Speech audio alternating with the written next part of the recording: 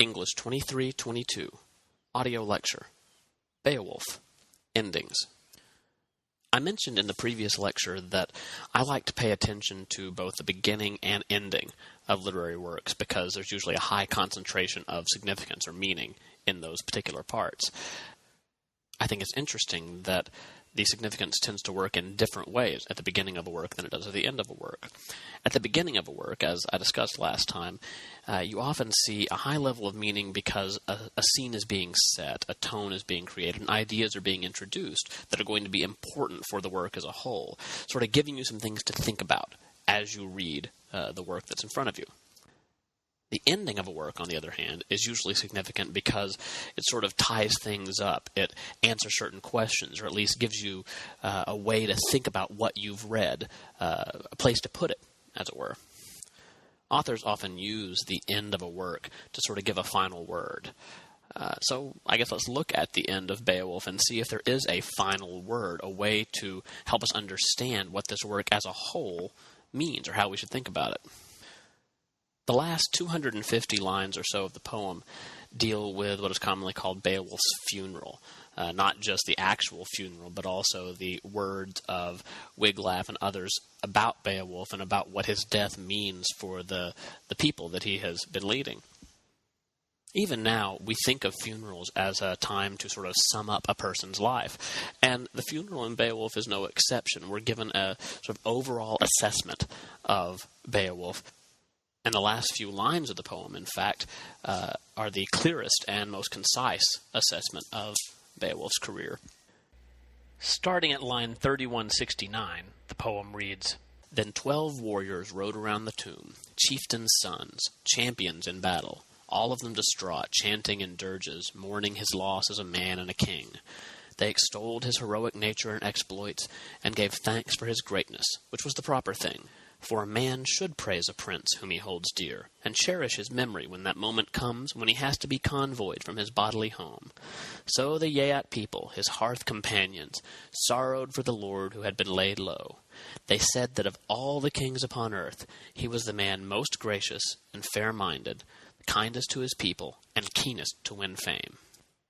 Well, that sounds pretty good, and I guess we shouldn't be surprised that Beowulf is described in these superlative terms. After all, throughout the poem, he's been presented as the greatest warrior, the strongest warrior, the bravest warrior, etc. So at the end, when we find out that as a king, he was the most gracious, the most fair-minded, the kindest to his people, and the keenest to win fame, it looks at least like the poet is presenting all of Beowulf's positive attributes, things that we should admire him for. But careful readers, I think, would pay attention to that last phrase, that Beowulf was the keenest to win fame, and notice that it seems kind of out of place along with some of these other ways that he's being described, most gracious, most fair, the kindest. Those are all unambiguously positive things. The keenest to win fame, I'm not sure that we can say is unambiguously positive. Even in our world, from our perspective, to say that someone really wants fame might be a good thing, but it might also demonstrate something negative about their character. The last word in the poem in Old English is lofjornost, which means basically the most eager for. Lof is not just fame, but more specifically good reputation, that someone who is lofjorn wants people to think well of them after their death. And in a Germanic context, in the context of the world of the poem, I think that lof is seen almost always as a good thing. In this kind of heroic society, being eager for fame or eager for reputation simply meant that you would fight especially hard, that you would protect your people especially well, that you would do the greatest exploits you could. And obviously these are the kinds of things that Beowulf has done throughout the poem, and the things that he's known for, and the things that we still hold up as his great achievements. Fighting Grendel, fighting Grendel's mother, even some of the things that are alluded to in the poem that we don't get the full story of, like the swimming match against Brecca, where he supposedly swam while fighting off sea monsters for several days. These are the kinds of things that heroes are made of. So on one level, at least, inside the world of the poem, I think there's no problem with Beowulf being eager for fame. Unfortunately, we can't look just at that level. We can't treat the poem simply inside its own world. And the reason we can't is that we know that this poem was written, at the very least copied, if not composed, by a Christian. And almost certainly it was written by a Christian author. As I mentioned in the written lecture for Beowulf, because Christians, and specifically monks, were the only people in Anglo-Saxon England who could read and write, there's virtually no question that the work is the product of a Christian. And from a Christian perspective, that word Lofjornost becomes much more complicated. In fact, there is a word in the Christian church for the concept of being eager for fame. It's called vainglory, and is in fact a very serious sin. The idea, of course, is that people should do great things not because they want people to talk well about them, but because the action itself is noble or moral or something that should be done. A monk, especially, I think, would be hard-pressed to write a poem that praises unambiguously a character who is, throughout the poem, engaged in vainglorious pursuits, as Beowulf clearly is. The problem, of course, with introducing the Christian perspective into the poem is that once you do that, then Beowulf's actions throughout the poem have to be viewed in a very different and much more negative light. Now, in my experience, this is a pretty difficult shift for most readers to make. I mean, throughout the last 1,000 years or so, we've been used to thinking about Beowulf as a heroic figure, as a figure who is positive, as a figure who is to be admired. And to be honest, I'm a little hesitant about making this kind of interpretation just based on this last word of the poem, as important as that word may be. So I think we have to look in the poem to see if there's evidence elsewhere for the poet presenting Beowulf in a critical or at least ambiguous light. One place I would look is a passage much earlier in the poem that's a little unusual. This is a passage that takes place on page 79, right after Beowulf has killed Grendel's mother, and has come back to Heorot and presented Hrothgar with the sword hilt, the hilt of the sword that he used to kill her. And Hrothgar then speaks for, almost 2 pages, giving Beowulf a lot of advice that doesn't seem entirely in keeping with the Germanic customs and attitudes that we see presented elsewhere in the poem. We know, for example, that Anglo-Saxon society, Germanic society, put a lot of emphasis on the idea of treasure, and we see treasure referred to throughout the poem, and the idea of getting treasure for your lord, and then the lord distributing the treasure to the warriors is an important part of heroic society. But in line 1758 and following, Hrothgar gives Beowulf advice that seems to question the value of treasure in their society. He says, "O flower of warriors," referring to Beowulf, "beware of that trap. Choose, dear Beowulf, the better part, eternal rewards. Do not give way to pride.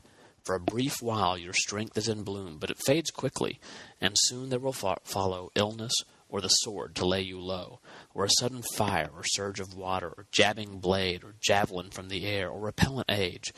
Your piercing eye will dim and darken, and death will arrive, dear warrior, to sweep you away." Now, in one way, the attitude that Hrothgar is expressing here is a very typical Anglo-Saxon attitude. It's sometimes referred to as the Old English phrase, "Lief is lana," or "life is fleeting." And we see this throughout a lot of Anglo-Saxon heroic poetry, the idea that because this world doesn't last very long, you need to put your emphasis on other things. And specifically, you need to put your emphasis on reputation, that word that we saw at the end of the poem, lof, and lofjornost, being eager for reputation. We see this referred to in several Old English poems, the idea that the best way to sort of assure your survival after death is to act in a certain way so that people will talk well about you after you die. But some of the wording in Hrothgar's advice is a little unusual. Specifically, his advice to Beowulf to not give way to pride and to choose eternal rewards as opposed to earthly treasures. Now, obviously, this is a very Christian-sounding idea. And I should tell you that some scholars have speculated that this entire passage was not a part of the original poem, that it represents a Christian addition to what was essentially a pagan poem. Very little evidence exists to support that idea, however, and until it does, I think we have to treat Hrothgar's words as an important part of the poem, and I think we have to pay attention to them and see what they tell us about the kinds of ideas the poet might have been interested in regarding Beowulf as a character. I think it's specifically interesting to compare Hrothgar's advice to Beowulf's actions much later in the poem, after he has been mortally wounded by the dragon. On page 100, as Beowulf is dying, he asks his companion Wiglaf to go get some of the treasure from the dragon hoard to bring to him. He says in lines 27, 47 and following, he says, "I want to examine that ancient gold, gaze my fill on those garnered jewels. My going will be easier for having seen the treasure, a less troubled letting go of the life and lordship I have long maintained." Certainly it doesn't sound much like Beowulf has taken Hrothgar's advice and put his trust in eternal reward rather than earthly treasure. And if we pay attention to Beowulf's last words, essentially, he says in lines 27, 94 and following, "To the everlasting Lord of all, to the King of glory, I give thanks that I behold this treasure here in front of me, that I have been allowed to leave my people so well endowed on the day I die. Now that I have bartered my last breath to own this fortune, it is up to you to look after their needs. I can hold out no longer. Order my troop to construct a barrow on the headland of the coast. After my pyre has cooled, it will loom on the horizon at Hronesness and be a reminder among my people, so that in coming times crews under sail will call it Beowulf's Barrow, as they steer ships across the wide and shrouded waters." I think there are a couple of things in this passage that require our attention. First of all, at the very end of the passage, when Beowulf asks Wiglaf to construct essentially a monument so that people in the future will remember him as they sail by, I think any Christian reader, anyway, would see that request as an example of Beowulf's pride. Even more important, I think, is the emphasis that Beowulf puts on the treasure in this passage. He seems to be implying that the fight with the dragon and even his eventual death was all worth it because he was able to obtain the treasure and thereby ensure the future welfare of his people. The only problem is that, as Wiglaf's speech over the next few pages makes clear, Beowulf's people are not safe in any way. In fact, they appear to be essentially doomed. Wiglaf says that all of the tribes that have had hostility toward the Geats, the Franks, the Frisians, and especially the Swedes, will learn that Beowulf is dead, and once they do, they will attack the Geats with renewed force, whereas once they may have been afraid to attack Beowulf's people, without Beowulf, the Geats are more or less open game. The closest thing to direct criticism of Beowulf, the character, occurs in Wiglaf's speech, in fact, in lines 3077 and 3078, when he says, referring to Beowulf's decision to fight the dragon, "Often when one man follows his own will, many are hurt." Wiglaf, who is incidentally the last character to speak in the poem, is the only character who seems to be aware of the problems inherent in Beowulf's actions. Though he praises Beowulf for his bravery and for the way he took care of his people while he was alive, he does at least seem to understand that the decision to fight the dragon is a decision that had consequences, very negative consequences, for a lot of people. Now, Wiglaf is not a Christian character, obviously, and he certainly doesn't make any direct reference to Beowulf's pride or to vainglory, but his words do at least raise questions for us in our reading of the poem. Is Beowulf to be thought of as a purely positive character, or do his actions, especially his actions at the end of the poem, reflect an attitude that is, well, somewhat less than admirable? In the end, these questions are very difficult to answer, in my opinion. It's a complicated poem, and Beowulf is a complicated character. Is he a good warrior, a good fighter? Certainly, no question about it. In the first half of the poem, when Beowulf's role is to fight monsters, is to simply be the strongest guy in the room, there's no question of his heroic nature.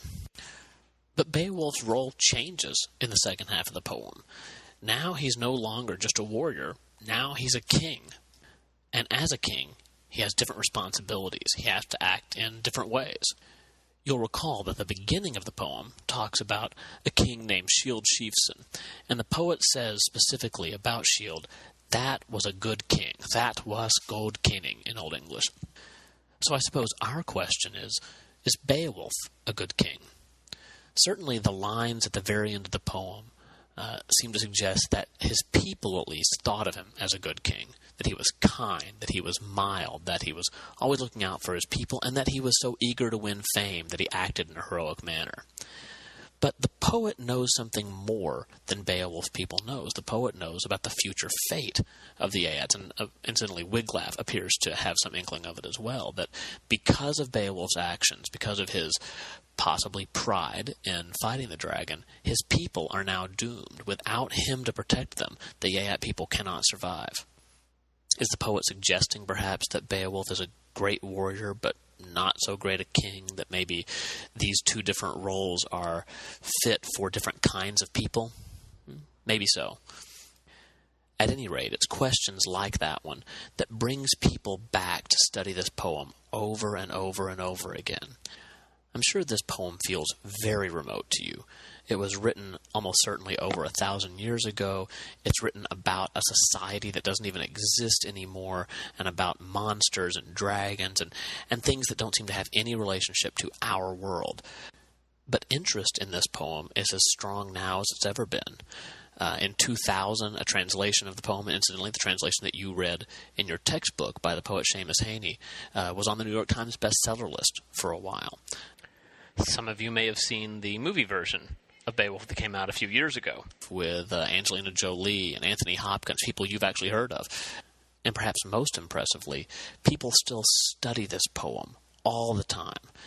In the last 30 years, there have been over 1,500 articles and books written about this poem. That's more than 50 a year. That's a lot of research for a work that was written over 1,000 years ago. And what these scholars have uncovered time and time again is the complexity of this poem.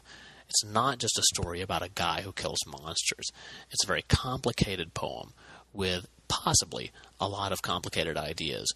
And I hope that the discussion here of the end of the poem has given you some glimpse into the different ways in which this poem can be read and the different ideas that can be found in it if you read it carefully. At any rate, I hope you've enjoyed reading and studying the poem for a little while. If you have any questions about it, please don't hesitate to contact me. Thanks.